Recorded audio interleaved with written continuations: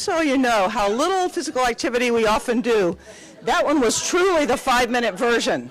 So even though that seemed like it went a really long time, that is 5 minutes. So welcome to Instant Recess. Enjoy it in everything you do, and we'll move to the next panel.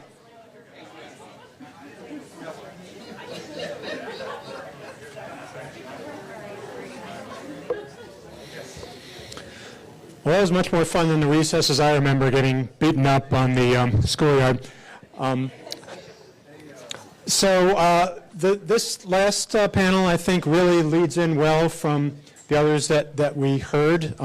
This morning, you know, we had some great research, cutting-edge research that we heard about.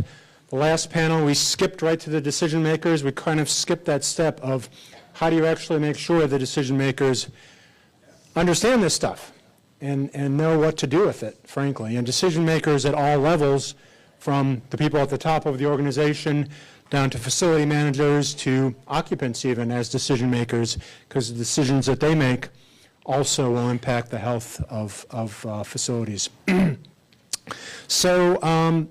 then kind of leading off of Lorna's rant, a good rant, about how do we actually translate the research into something practitioners can use. So we have put together a great panel on that, and I would like you to pretend that there's not a table here.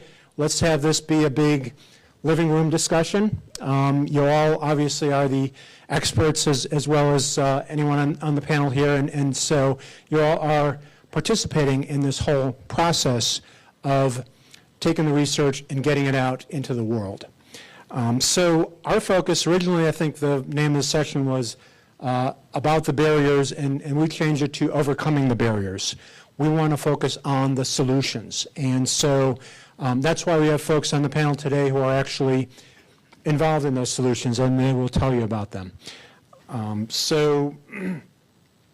Originally, you know, you're going to hear from Michael Bloom in our office. I'm Ken Sandler with the office, GSA's Office of Federal High Performance Green Buildings.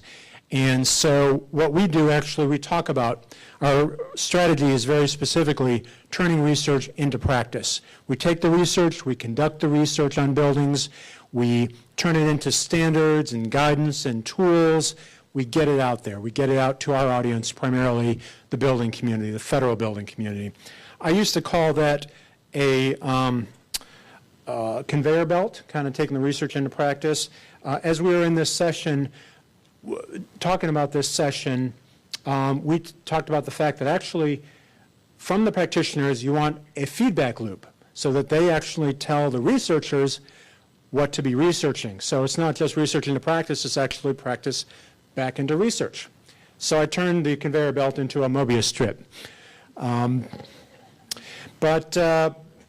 So what we have coming up, basically taken the, from this strip, starting with the government people, we have Sheila Fleischhacker from NIH's, I think it's Division of Nutrition Research Coordination. We have Michael Bloom from GSA's, as I said, Federal High Performance Buildings Office, and so GSA being both conducting research a little bit and owning a great deal of buildings and getting the word out there through our office. We have a sustainability consulting firm. We have John Mlade from YR&G, and we have an architecture and design firm, Margaret Montgomery from NBBJ. So these are the questions that we're going to be asking, and it's basically, how do we do this? You know, the secret is right now we're not doing a very good job of getting all this, as Charlene was just saying, getting all this research out of the laboratory into the field, into practice. What are the barriers? How do we overcome them? That's basically, you know, the story. How do we measure success and what's coming down the line for the future? So I'm going to turn it over to Sheila.